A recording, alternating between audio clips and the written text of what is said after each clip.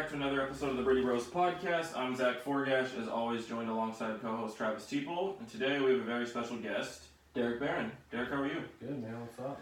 Not a whole lot. What are we doing? We're over here watching the PGA Championship. It's been pretty fun, interesting already.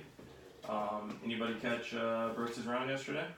No, I haven't watched anything, really. I just saw some highlights, and then I saw Brandel kind of talk about how he got put in his place yesterday. Yeah. What did he Which say? was interesting. He was saying, like, he basically felt like Brooks was flipping him off for 4.5 hours. Good. Because after, I think it was the Masters, Brandel went off about how Brooks wasn't tested, how every major he's won was on a golf course suited for him, that he wanted to see how tough he was. Mm-hmm. So Brooks goes out and shoots bogey-free 6-3, no bigs, just big old fuck you to him. Yeah. So yeah, it's been pretty interesting to see this so far. Tiger's kind of sitting but yeah, it's a fun week. It's interesting to me that the PGA Championship is in May. It just feels a little different. Yeah, it does. Like, what are your thoughts on it now being the second major of the year? Well, I think May is fine to play golf. I don't know if May in the Northeast is going to get the condition that they want if they're trying to go for like firm or what, especially that part of the country. But besides him, it's got the scoring of a major, so I don't know. I don't watch a lot of golf anymore. You don't? No, I don't. Because you play so much or what? No, I just kind of feel like I gotta disconnect a little bit, because it's been so... So what do you like to watch, like Game of Thrones? No, I'm probably the only person on earth that doesn't I've watch never Game of seen an Thrones. episode. Well, I don't have cable TV anymore. I got rid I of it. cut the wire. So do you just view golf differently then because you do it, for a living essentially? Is it just different for you? You don't get to enjoy it in the same way you did before you were a professional athlete? No, it's more of an effort, a conscious effort not to watch golf because I need to have balance. Yeah. Before, I think part of, my progression and lack, not getting to the point in my career as fast as I wanted to was because you watch golf and you constantly are comparing yourself. I think a lot of golfers do that, and I think the guys that are playing really good just don't care about what other people are doing. And that's something that I've had to learn a little bit later, which is fine. But the bottom line is you're always watching golf and you're watching the best players in the world when they're on their game. You don't see when, so-and-so shoots 78 or 9 or... But can't that be motivating for you to see like what Brooks Koepka's doing right now and being like, I can do that? Well, 100%. But I wouldn't even be playing... I already know I can do that. I don't need to watch to reaffirm that I can do it. Because So it's more of like a jealousy thing? I certainly am envious, but I also understand what it takes to get there, and I know that all these guys, even the guys that seem like they've had like an easy path, like the Thomases, the Spieths, and all this Ricky stuff. Fowler. They've all put in a lot of work, and I think you get so wrapped up in like what they're doing at the moment that you kind of forget that they've all went through their own struggles. I don't know what these guys have went through. These guys could have been at a point where they felt like they wanted to quit. And they're kind of in a different situation than you because their struggles might have happened when they were like 14, 15, 16. Exactly. You came into the game so late. Exactly. And now you're kind of having to, Yeah, so my perspective is different now. It's like I could certainly look at where they're strengths, right? Like for me, if I'm watching golf and I'm watching somebody like Brooks or somebody that's like a powerful player, like what is it that they do to have balance in their game, right? That's about the only thing. Statistics wise, as far as watching around the golf, it's like, I'm sure, days where I shoot 61 or 62 or 63, like, everything looks good. Looks like there's no holes, but, that's, for me, when I watch golf, I'm just trying to see where it is that I need to improve to be at a tour caliber, whether it's from 100 to 40 yards or whatever. So that's pretty much it. I got, for a while there, I was just so obsessed, and it's draining to be obsessed, like, too much, Right. you know? Well, And you you've have to been- detach. Right, and you've been out there, played the U.S. Open at Erin Hills, actually an event Brooks Koepka won. Mm-hmm. So you got to kind of see what it was like, right? Mhm. To see a major championship with the best in the Absolutely. world now they're playing. Yeah, and I totally bombed the second round, but it wasn't like I folded because of my nerves or anything like that. It was like, well, everything's going great. The first day, I'm not making putts, but I'm hitting the ball good enough to kind of do whatever. And second day I was a little off, not much different. My perspective and everything was good, but I think knowing now, like, whenever I get back into that situation again, I kind of know what do I need to do to reel it back in to maybe make sure that I'm around on the weekend or in that sort of setting. I mean, I know how to do it on a Canadian tour or a mini tour or whatever, local here when I was a teacher. But that's just a different ball game on a course like that. And Erin Hills was a perfect golf course for me. It's, I don't want to sit here and say that I have his game because I don't. We're different players. There's Similarities, length, power, kind of that kind of thing. Sponsored by Nike. Looks. Yeah, looks. Yeah, no. But yeah, man, the biggest thing for me lately has just really been balancing and making the time that I do spend at the course or in the gym, it's just focused, and then once I'm done, You detach. I detach because So my question is like when you do detach, what are you doing? I love, I just had a kid recently, and I love spending time with my kid, man. It's the best. Honestly, it's honestly what I need. I think what I needed, really. I needed something that really forced me to detach because of how much I want to succeed and the goals that I have and, this, that, and the other. I mean, it's super important for me to get to where I want to be and to just continue the journey. But the one thing that I was trying to bypass before was the process.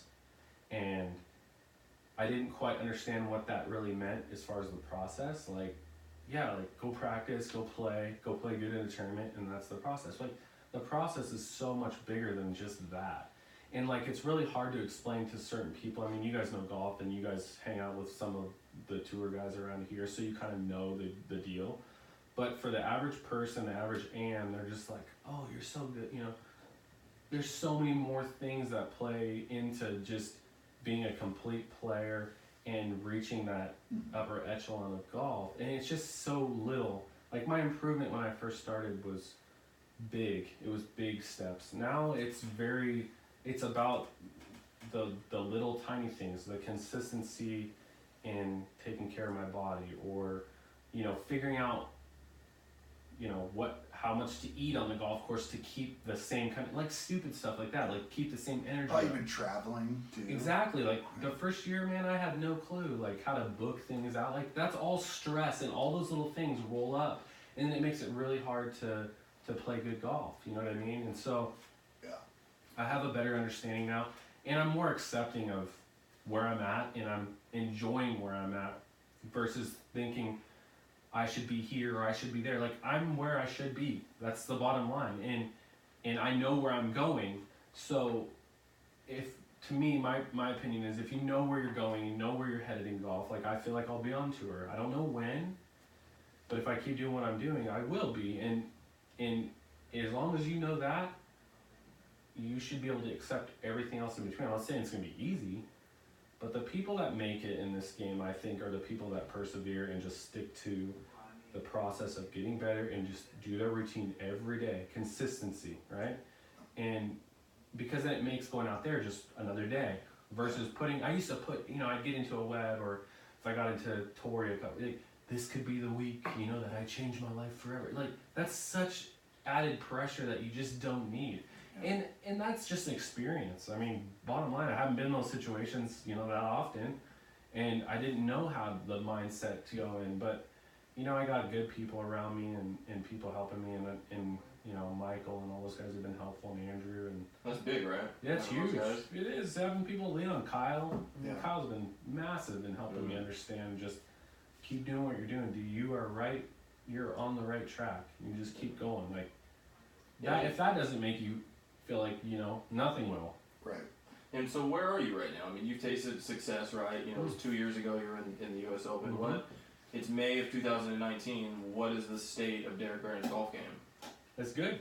I'm really happy with where I'm at and where things are going, and that trusting, that what I'm doing is working, Trust the process. Really. Yeah. I mean, Sean Foley, who I've kind of been working with, a little Pick bit. up that name real quick. Continue. Yeah. Yeah, name drop. Sean Foley.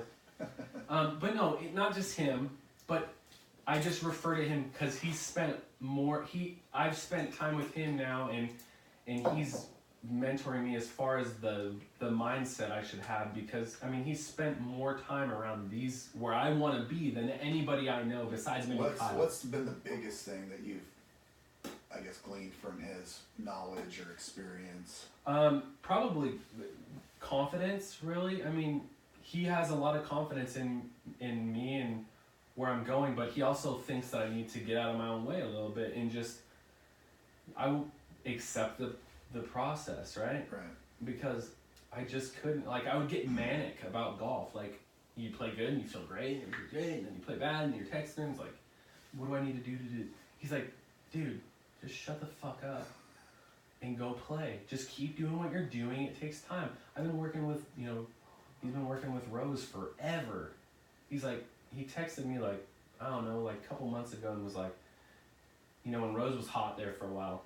Yeah. He's like, 9 years, dude. 9 years I've been working with him. He's really finally starting to do what we've been doing. Not saying it's going to take me 9 years, but I mean, think about that. You haven't even been a pro for 9 years. Exactly. You know what I mean? So. And you're a better athlete than Rose. I certainly certainly think as far as athletics go, being able to play any kind of sport or anything that requires that kind of coordination or whatever you want to call it, I've always been pretty good at. And the one thing I haven't been good at in my life is being patient. And I kind of think that's my big challenge in this journey is being patient. It's your Achilles heel. Yeah, basically is how many times can you get punched in the stomach and rise up and then be better the next time? Yeah. And so far I'd have to say that I've felt pretty down at times and I've questioned myself, and I'd say this year I have more authentic confidence. It's not surfacey confidence and then I get somewhere and I play bad and then I go, oh God, who am I kidding? It's I play bad, man, I know what I can do. Why didn't I do it this week? Well, what was it? Was it the way that I planned out the golf course, or was it just execution? You're just gonna have weeks where you don't execute. I mean, period. Yeah. You know what I mean? I'm sure all players go through that, right? But everybody goes through it. It's normal. Everybody goes through it with life. Yeah. Sure. You know what I mean? Oh, yeah. It's golf is a very, it's fickle and it's really similar to life, honestly. You go through times in life where everything is great. You got, you feel I've had times where, you feel broke and you got no dough, and then all of a sudden, you do good here, and then a check comes in there, and then, you get a rebate on this, and everything, okay, finally starting to, Yeah. That's how golf is, man. And I think, the one thing that I've always done is always got through everything. I've never had something that just was so crippling, and then I was never able to come back from it. So I'm trying to kind of take that to the golf and my career and the path that I'm on and all that stuff, and then just flat out work as hard as I can. I mean, and that's it. I mean, I just, you can't work hard enough for this game. It's because there's so many variables on a day-to-day basis. Here's a good example. This is not going to happen, most likely, but it's possible, right? Yeah. I could just be striping it, right? Just absolutely striping it. I could hit 14 fairways in a round of golf and hit 14 divots. It could happen, right? Right. Like, what are you gonna say to that? You're gonna pick yourself apart because you didn't hit it an inch left or right or where it ended up? Yeah. I mean, no. Like, making dumb mistakes is different, but dude, that's just golf. You know what I mean? It's not like anything else, really. I mean, it isn't, and so that's the perspective that I have now that I never used to have, and it's just more accepting, and it makes life just on the course so much easier. Not that it's easy, but you worry about things that are in your control versus not in your control. Right. You know. So. Well, your journey was so interesting, right? You didn't play college golf, right? You played baseball, right, growing up. Yeah. So you got into it pretty late. So you're kind of behind the curve. Like the skills are there, but you don't For have sure. the experience. Like Michael played D1 golf, Andre played on it. So Oh, you're around all yeah. these guys who are like elite, top amateurs in the world, and you have Yeah. to try and catch up super quick without the experience. 100%, man. It's like, it is that, and that's the biggest. I would say that's the biggest thing that, even now, a few years into this deal, even now, I'm still, like, I'll look, I'll see how my friends are doing, and I'll look at statistics, and it'll say events played, and go, God, I haven't even played that many events. This guy's already played, Right.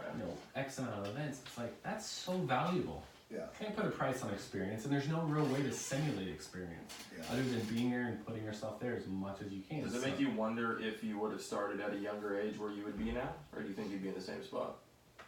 I've thought about it, but I don't waste too much time on it because there's nothing I You can can't do change about that that. anyways, Yeah, yeah. it's not like, Is there a difference between, because you like to play for money, absolutely. and is there a difference between playing for money and then the pressure you feel in like a PGA event or Sure. I mean, yeah, because if I go out and play with Michael or so and so and win $100 or a couple $100, like, that's not going to change my life. yeah? You know what I mean? I mean, you Sure. feel it. It's different. Like, Oh yeah, if you're a competitor, yeah, it doesn't matter what, you want to win, period. Like, yeah, of course. Yeah. But it's there's so many more like implications on playing good in a tournament sort of atmosphere like that than one thing leads to another. I mean, like, how many guys have you seen that Monday'd in, had a good week, and then another good week, then they win, or Right. something like that. You know what I mean? It's Yeah. like, it's so crazy. Like, and that's part of the attraction to it, Mhm. is because it really, golf is so much about like momentum yeah. and confidence. When and did you start feeling like? So you started playing in high school, right? Yeah. And then, what point in your, I guess, career Mm-hmm.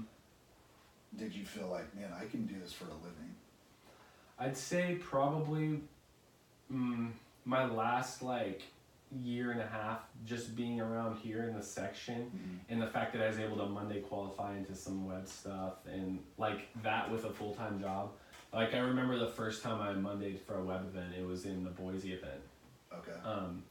And I Mondayed, I flew home, opened the golf shop on a Tuesday, flew back Tuesday night and played, and Yeah. like that was when I realized, okay, like, I can do this, but it's got to be a full-time gig, because you cannot, you have to give it everything you have to do it. And I don't think people realize, like, they see guys on tour and like, oh, their life's great and all that stuff. Like, until you get there, dude, it is a straight up grind. I mean, you're relying on other people for income, sponsors and things like that. I mean, it's a very like vulnerable Position. and Yeah. like you feel kind of, I don't want to say worthless, but you feel like, man, I hope that the sacrifices that people are making for me, like, I can return that to Yeah. them. Not that they want something from me, Right. but like me, just my personality. It's like, I would love nothing more than to have some success and be able to go back to those people and do something, 10 times better than what they Yeah. did for me. Just the fact that I wouldn't be there if it wasn't for these people believing in me. You know what I mean? Yeah. I mean, like, right now I got a couple guys. I got a company, Group IRA is a local company, and then Kenny, my friend Kenny Bussey's company, NBO Northwest. they're like, dude, we get it. We know what it takes, and we know it's hard and it costs money, but we believe in you, and we think that you can provide value, and you're a hometown guy that like owns his hometown. Like I'm born and bred Tacoma, you know, and I love where I'm from, and I love the people here, and I would love nothing more than to be able to impact my community like Kyle or Michael or Andrew or Dre or Ryan. you know, or Ryan, exactly. And like I my personality is be like I'd want to be like more hands-on with them, you know, but I got to get there to be in that position. So, but that kind of stuff, like, man, how do you put a price tag on somebody putting up their hard-earned money to help you make your dream come true? It's like, man, how do you repay that, you know? Right. And so they're make me nothing happier than that. And my family, like the sacrifices they make, my wife, you know, and my kid, like, you know, I mean, you just want, I'm not going to be mad if it doesn't work out. I'll be disappointed, but like, no matter what, like, I'll be a part of golf, whether this or that, but I know that I can do this. It's just a matter of, can my mind just hold up long enough to do it, and I'm pretty convinced that it can. So, you know, that's why you don't put timelines on yourself. I used to be so like, well, when, you know, my time, when's my time, this is my time, like golf doesn't owe you anything, dude. Like, you need to go take it. And so that's on me, you know what I mean? So growing up around here, who were some of the, you know, obviously the local pros that we all know. Yeah. They've been a huge influence in your career. Anybody else in particular that you know, around this area? Probably just, I would say not so much an influence, but like the group of guys that we all know, that we all hang out with, the fact that they believe in me enough to just constantly keep, you know, pushing, hammering it into me, like, dude, just hang in there, you're doing it right, you're doing everything good. I mean, like, I know them well enough to know that they're probably not going to put me on a path or try to get me to be on a path that they don't see working out. Right. And they're older, some of them are older than me, and they're more life experiences, and so I trust that, you know what I mean?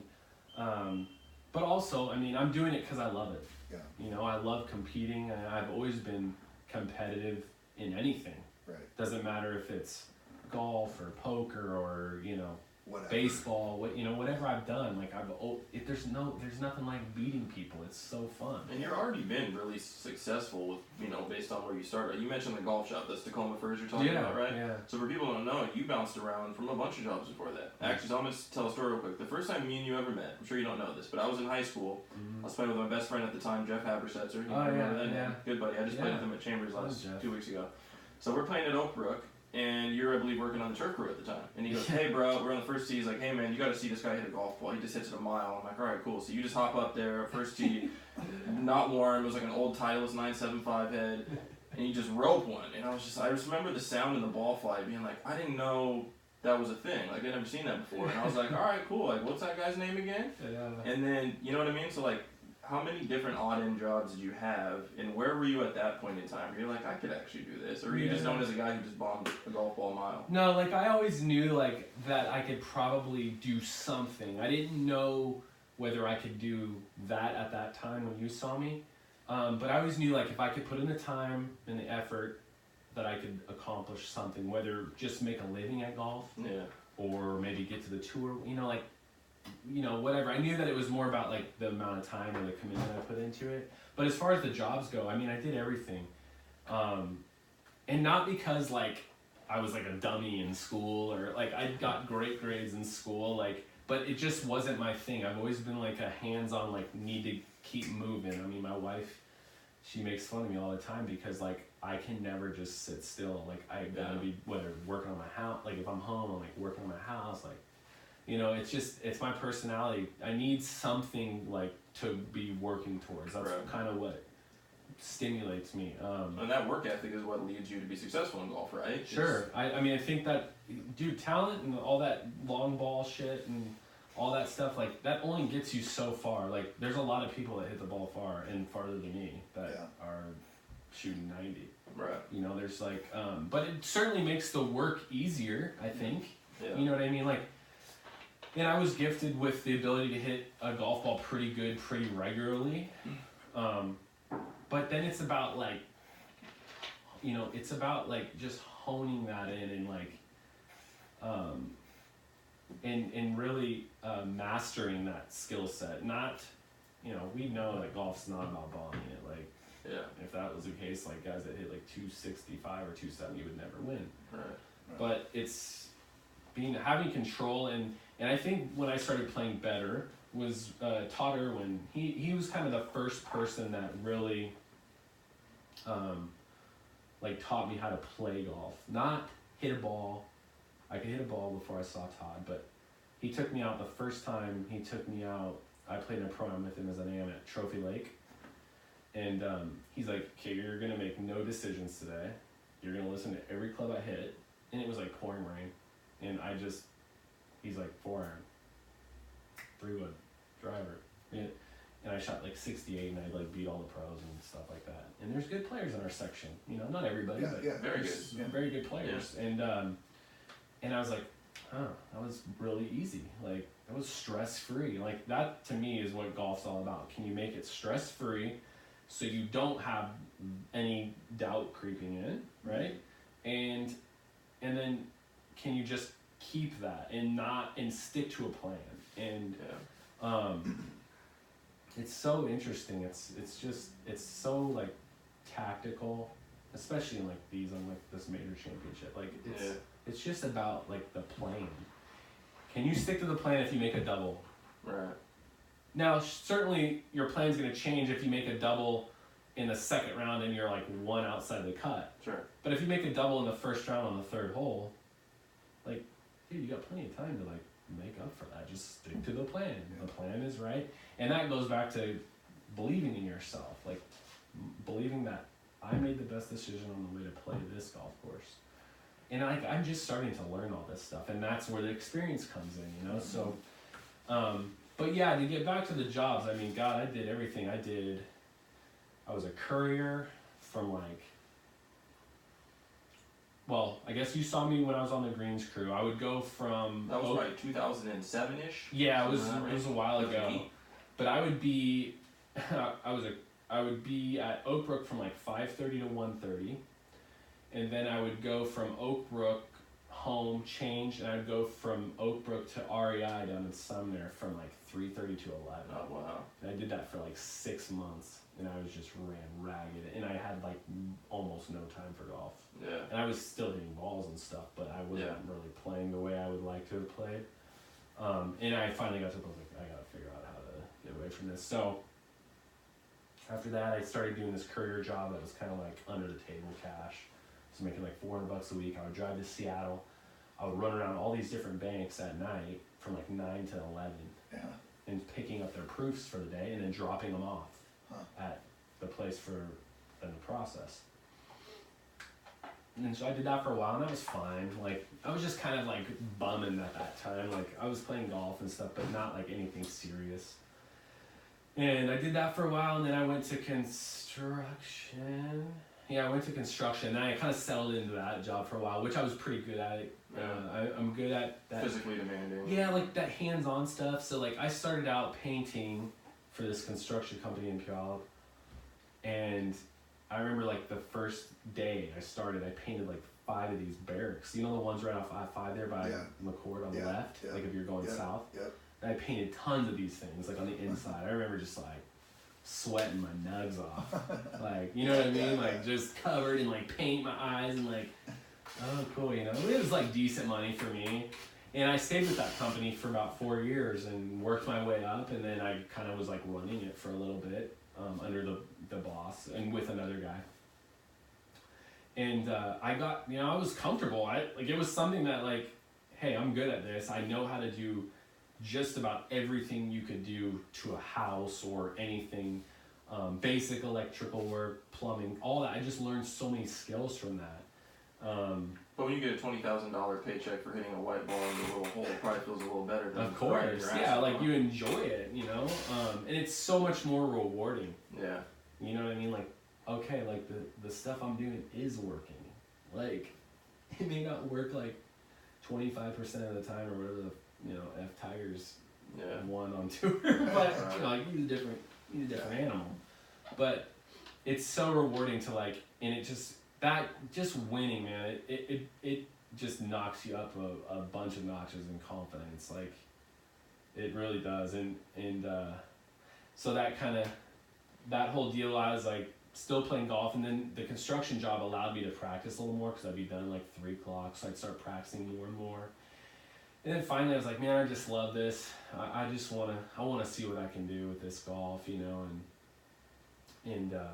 so I got into the section, started teaching, and I was doing pretty good as an AM some of the section events. Yeah, what was your first title? As an AM? Your first tournament win. I know you and my boy Casey Adams went back and forth on a few events. Yeah, Casey. It was funny, man. That was at the Riverbend AM, like the Dachshund. Yeah. Did you win that? Yeah, but it was kind of a crummy way to win. It was a playoff. That was the first one. Yeah, he got disqualified for writing in the wrong score. Yeah. He was explaining that story to me. Actually, when we were playing at Chambers, I didn't know. Yeah, I mean, dude. Everybody loves to win. Like, I was happy to win, but it was like I was kind of friends with Casey at that point too, and like that was kind of a bummy way to win. But you got it done. Win's a win. He won plenty of other amateur events. Yeah, exactly. So that and then I won. I think I won like 2 years in a row. I won the Puget Sound thing. Oh, it's going on this week. Yeah, it's going on this week. Starts tomorrow. Yeah. So I won the Puget Sound AM, and then that was cool. That's good. At Spanaway, I played really good. Like, was it Spanaway and Chambers? No, it was just Spanaway when I did it. Yeah. And so I played great. And Spanaway's like a perfect golf course for me. And it's a good tournament course. They can make that course hard. I think the Spanaway qualifier was there last year. Spanaway's like massively underrated. Like, if that golf course was tipped in like out too. Yeah, if that golf course was like in Tacoma shape or like Furcrest shape, I mean, that would be like a tour web kind of course. They might have to change the par around, like a par 70 or something. Yeah. But it's legit. Yeah. And anyway, so I did that, and I think I just absolutely like lit it up one year. Like, I won by like 6 or 7 or something like that. And then after that, I remember that was my last. That was my last like win as an AM, and then after that, shortly after, I joined the section, and then after that, after I joined the section, I worked at the range, teaching, and I got involved to mostly play, but then I started like to teach a little bit. It was kind of fun to like, and then you start listening to your own bullshit, and you start like trying it out. You know what I mean? Like, damn, I actually had a good point there. Let me try this. Right.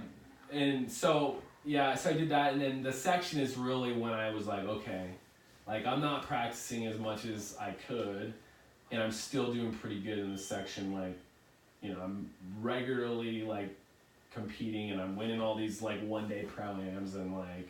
So you could be like the next Shane Prante, or you could decide like, yeah. I want to go and be a tour pro. Yeah, Shane's great, man. I love that guy. Oh, awesome. Golfer. Shane's great, and he's a wonderful golfer. Like, any of the tour pros around here will tell you, like, Shane, if he would have stuck with it, probably could have been, Probably still could. Derek probably Barron, still could. A lot of A lot of could.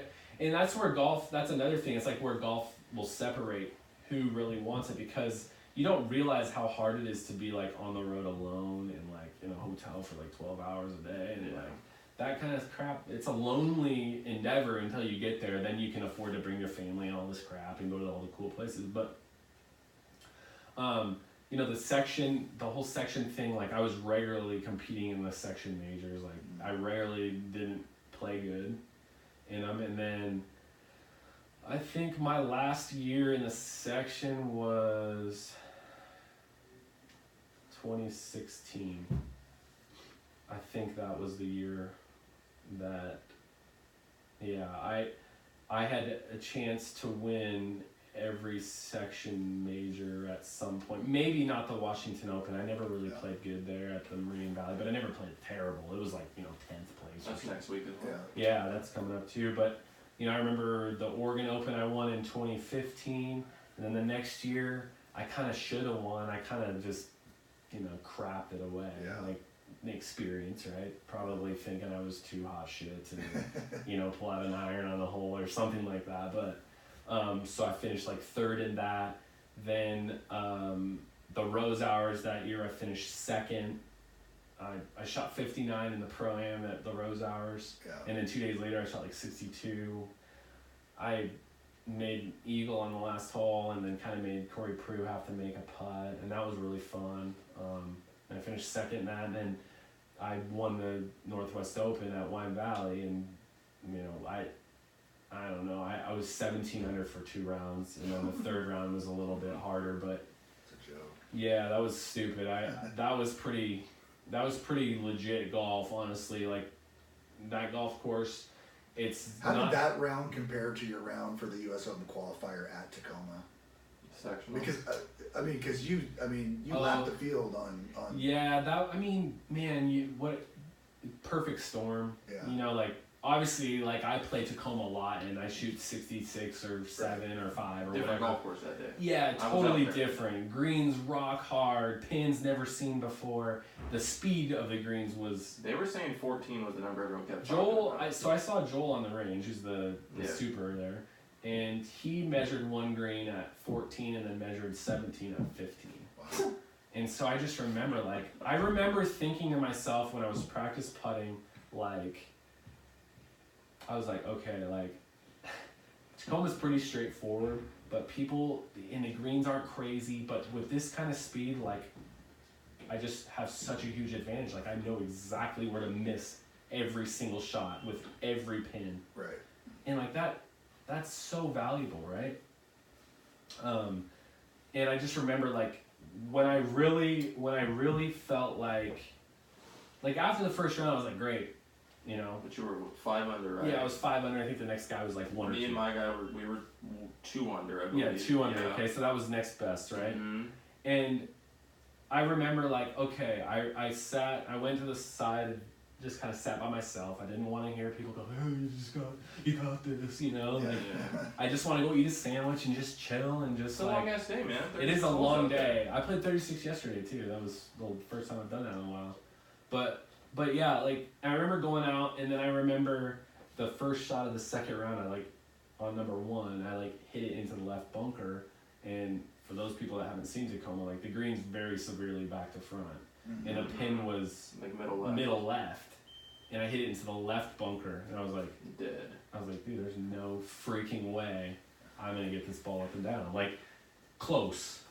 And I end up hitting it, like, I hit this bunker shot so freaking good.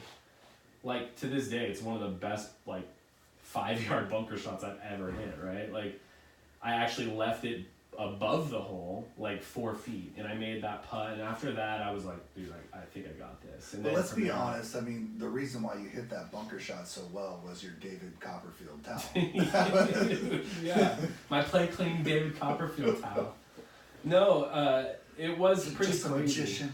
Yeah, like, and finally, like after the 16th hole of the second round, I asked Tony Robideck. I was like, all right, where am I? Just tell me where I'm at, so I know like what I got a couple holes left here. Like, pretty hard to screw those up so bad if I. But you can out there though. You You could. had a good lead. If you make one bad mistake off the tee, Yeah, you're fucked. you could, right? Yeah, like, so I get through that, and he's like, you got a 5-shot lead. I was like, oh, thank God.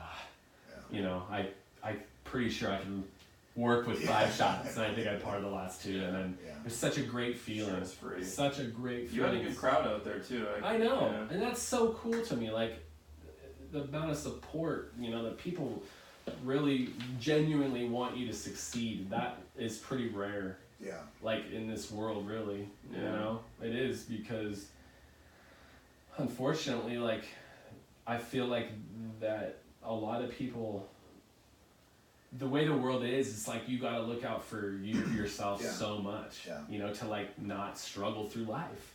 Yeah. And I feel like, to have people really pulling for you, like, that's just such a good Is feeling. that the high point of your career?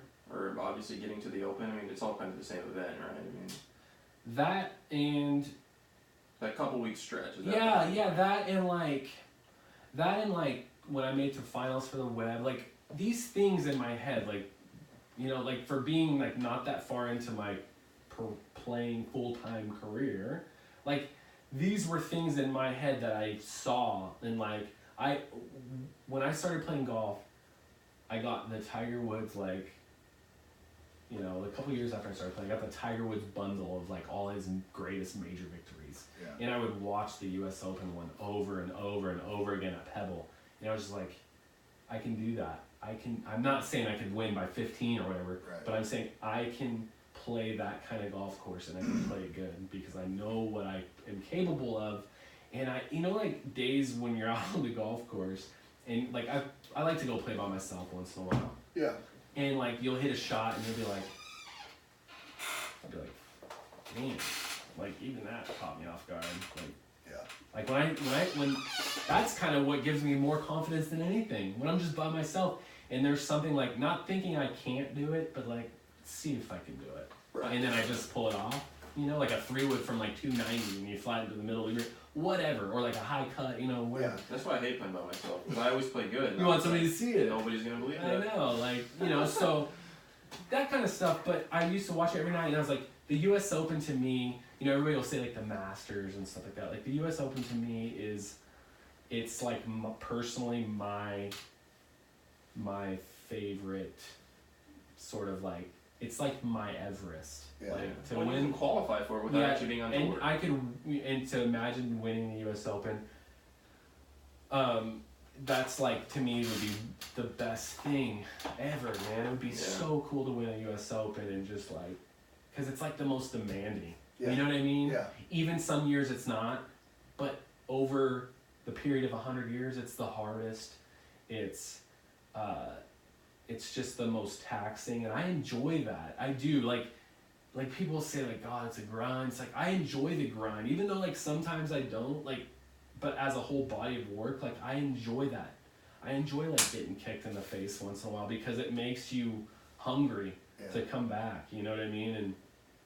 And so that was certainly a high point. And then making to the Web finals and having a little bit of status, and then I landed in the Tory, and like all that stuff is cool, and it's just goes back to reaffirming that you're doing the right stuff and that you're on the right path, and that like it just doesn't happen to people overnight, man. It does for very, very few, and unfortunately the world sees that and they go, well, why isn't Derek there if this guy just like, But that's what's so cool there. about golf. We talked about this with Michael, the Corey Connors stories, who Monday qualify again, and then they fucking win the whole event. It's like no other sport can you replicate that kind of feeling. Like Exactly, and like the whole Corey Connors thing, I had to talk about this. Like the guy had status, like he was in that kind of crummy category. Yeah. But to do that, I mean, dude, his life is forever changed. Yeah. You know, forever changed. Like, you know. That's why I love golf about it. You know, that could be you next week. You know, you've been playing Monday qualifiers. Andre's been playing them. Michael's been playing them. You just don't know, man, and that's the you get thing. hot for a week.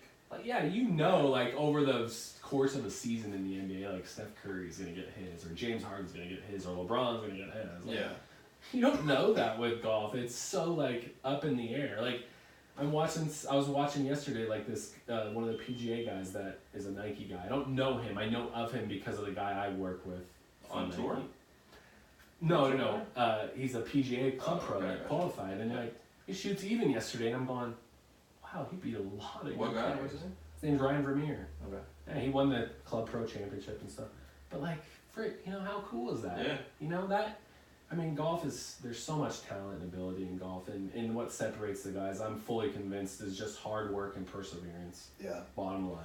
Well, it's been cool. You know, when I joined Tacoma Country Club, there was, you know, for a while it was me, you, Trace, and Darren. Mm-hmm. So it's been cool to have a front row seat to your progression, Mm-hmm.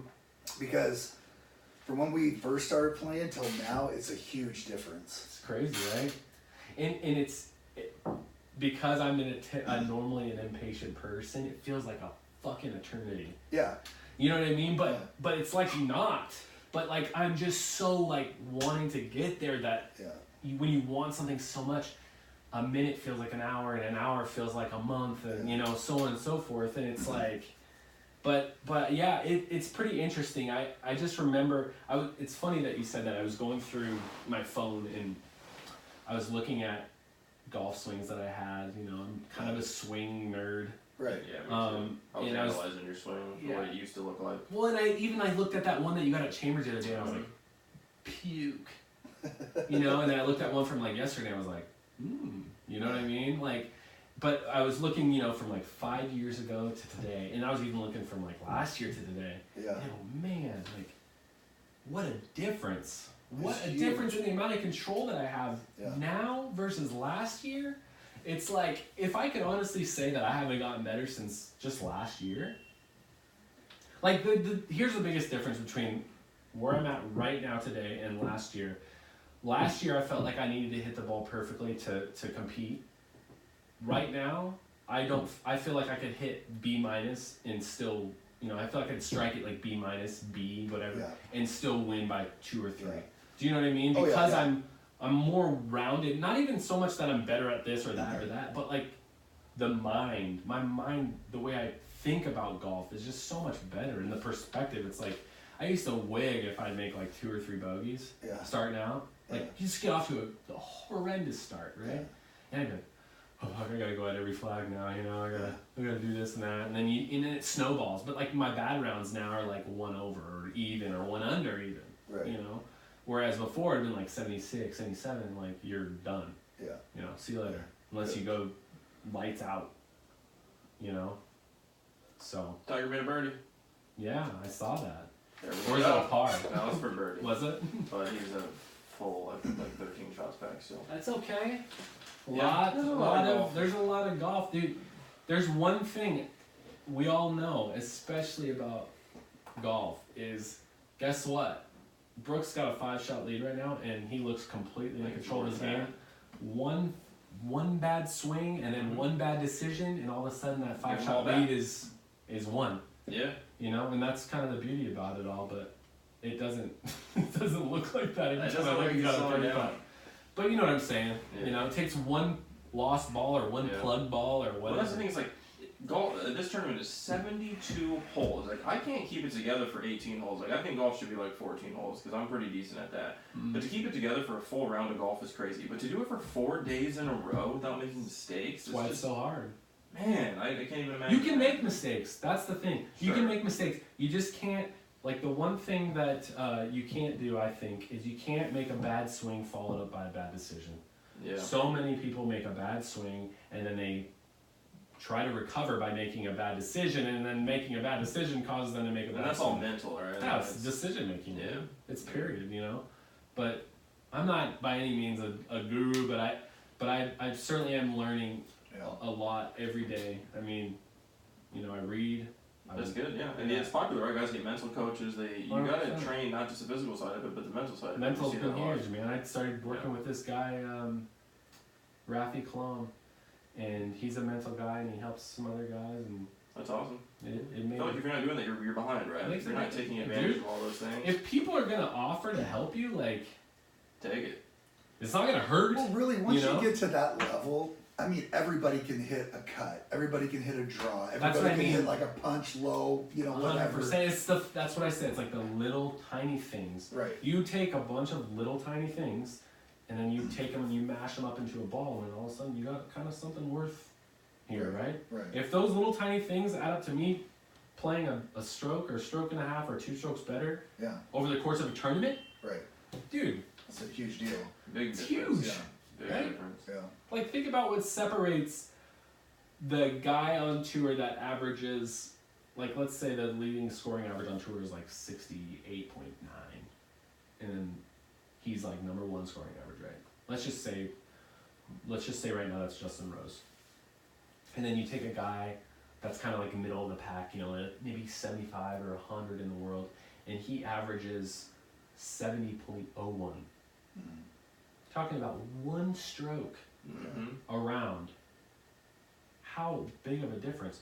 It's almost 100 spots in the world rankings. Yeah. And millions of dollars. Yeah. You know what I mean? Like, how huge is that? Like, speaking of Justin Rose. There he is right there. See him rocking Nikes? Is he repping? Oh, wow, that's interesting. I know, I saw that. Where's his play clean towel, though? I don't know. It's probably on the bag. Yeah.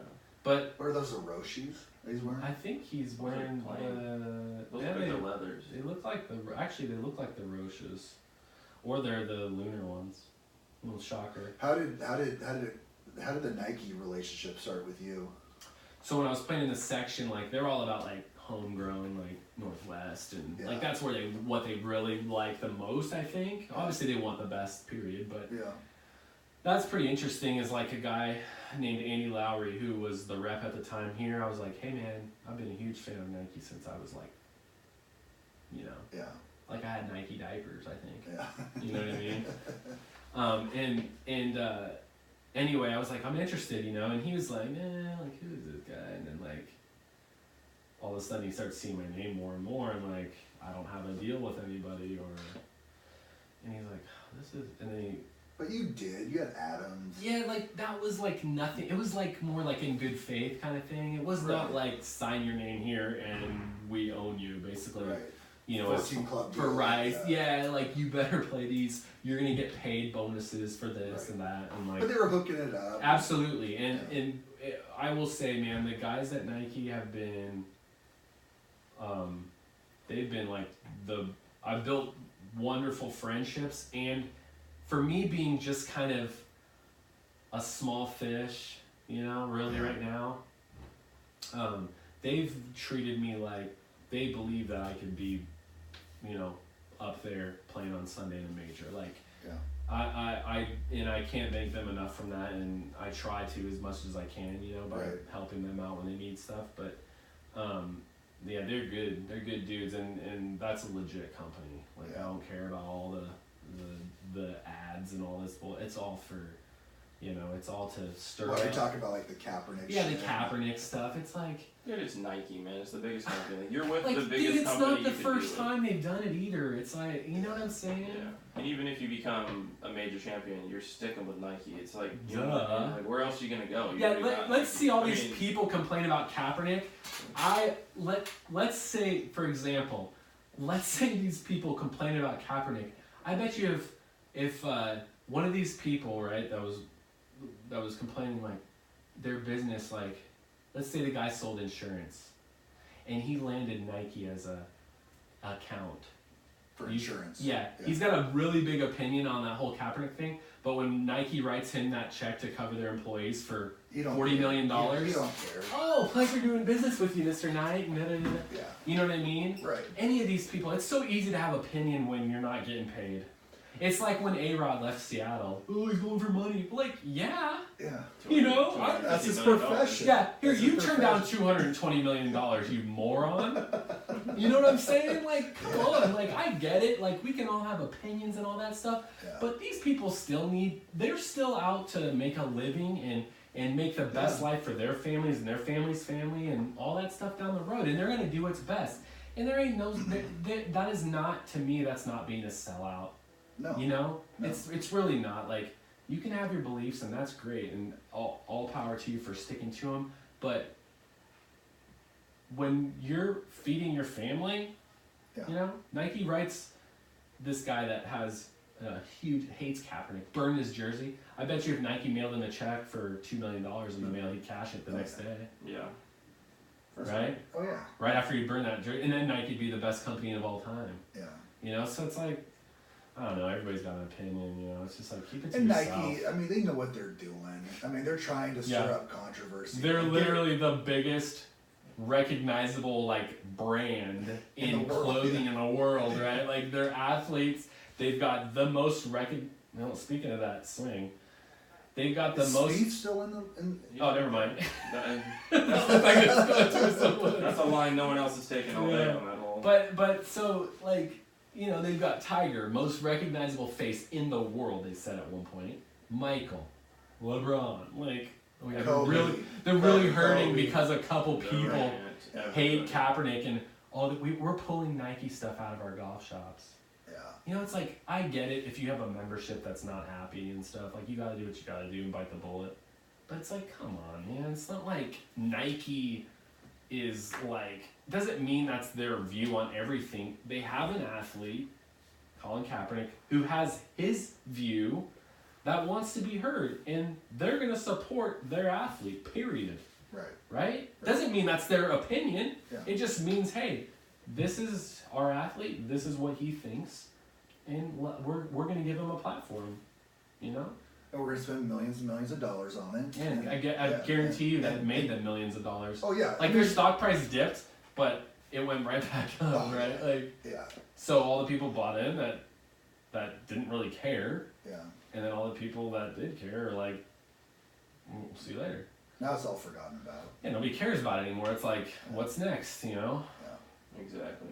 So. All right. Well, so to kind of wrap this up, because we're kind of running out of time, I just wanted to fill everyone in on what's going on with Chambers Bay. You know, this podcast we had talked about. You know, we had John Ladenburg on the whole project about getting the hotel development. Yeah. Last week was the council meeting.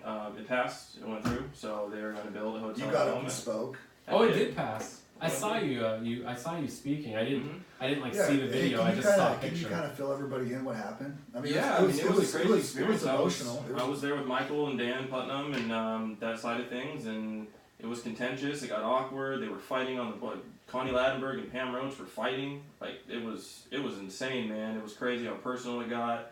I've never been to something like that before, so it was weird for me to see. Yeah. There's some powerful people that were there too. Yeah, like what was said? Like what were they fighting about? Well, it's just, it got really personal because Connie shouldn't be involved with it because it's so personal to her. Her husband, she's carrying his amendments. They're against it, but she's on the board and has to vote. So I think this Pam Roach, who's another powerful woman, who's a councilwoman there too, was like, you should recuse yourself for even being up here. Like, why are you even here right now? You shouldn't have a vote in this matter. And then it just got crazy, man. Politics are a weird thing, and I don't have much knowledge of it. But that made her vote against. So we knew we had 4 votes apparently. We ended up getting 6. Connie still held out and said no, whatever. So we won 6-1. So it was pretty much unanimous. All the amendments pretty much got shot down. So it went as good as it could have ever possibly gone for us. Chambers has a massive opportunity there, and it's like that's the one thing I don't understand about like our city and our area is like they're so like obstructive to certain businesses like doing well. And it's like a no-brainer. It's like with the Narrows Bridge, like you have a guy that offers to pay for the whole freaking thing just if he could put a couple hydro generators under there, and they're like, oh wait, that's a good idea, we're not gonna do that, we're gonna put a toll on and then we'll do that one day. Where are they at? It's all like, and I don't want to be rude to old people, but it's like it's all these old people's opinions, and I'm like, you guys aren't even gonna be around to enjoy it anyways, just let's do our thing, you know. And it's great. It passed, you know. So next time US Open's here, I hope you're playing in it because it's coming back. Believe that. The women's US Open will be here before. But it is really good things for a great golf course that I know means a lot to all of us. And it's been a fun process. The podcast was cool for it, you know. Like people listened to the Ladenburg one. There's some things that he said on there that surprised a lot of people. Let's just say that. Dan Putnam's already agreed to come on next week. He's at Bethpage watching Andrew play right now. How good are those greens, man, at Chambers? They're getting better. Have you played since we played? No. They're getting better. I mean, but even when we played there, you know, dude, I don't know what it is about like people in the course. I mean, I get they love their course and stuff, but I didn't want to play Chambers when the greens. Like I love the place. The whole experience is wonderful, but we all know you could ask just about any golfer of decent skill level, and they care way more about greens than. So it's everything to me. Yeah, and so like, you know, I didn't want to play there that much. I love it. I love the staff, and I love, you know, Ryan and the guys in the shop and stuff like that. But it was kind of like, nah, Chambers. Now I'm like, dude, I want to go back. Right. Yeah. And so that's why we're doing this pro day thing. You know, we're all the pros here. What's that about? Yeah, talk about that. Yeah, so the pro day is kind of like a grand reopening to like everybody to let them know that, you know, hey, Chambers they're going big time. It's June 5th. Yeah, June 5th at Chambers Bay. You, Michael, Andres, Andrew will be here. Yep. And I think we can get some info. I think people can get info on Chambers Twitter, on their website. Michael just tweeted about it too. Yeah, I'm gonna throw some stuff out on mine, and then basically you can play with us. We're gonna be doing a clinic, a dinner, Q&A. It's just gonna be, you know, a fun day and a cool like, you know, hey guys, we know the course wasn't, you know, what we all hold, you know, the standard that we think it should be, but it certainly is now, and it's going to be on its way. It's going to be on its way to having some really good tournaments in the near future there. So we're all excited to do that, and it should be a lot of fun. June 5th, and hopefully a lot of people come and check it out. I think it'll be really cool. Yeah, awesome. Yeah. Good things happening at Chambers finally, man, and it's a good time to be around that place. Yeah. It's about time. So that's awesome. It really is. Next is allowing cards. Well. That's what I mean. I agree with that. All right, John Daly.